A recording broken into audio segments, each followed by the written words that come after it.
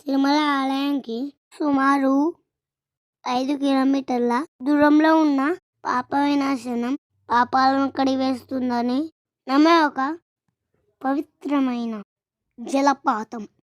ఈ నీరు నేరుగా వెంకటేశ్వర స్వామి పాదాల నుండి ప్రవహిస్తుందనే నమ్మకంతో భక్తులు ఇక్కడ స్నానం చేస్తారు.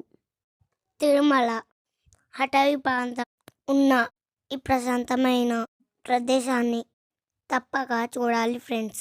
తీర్థం యొక్క ఆవిర్భావం తిరుమలలోని దట్టమైన అడవి గుండా ప్రవహించే ఈ తీర్థం అక్కడి పవిత్ర తీర్థాలలో ఒకటిగా పరిగణించబడుతుంది. దీన్ని దైవ ఆశీర్వాదంగా భావిస్తారు.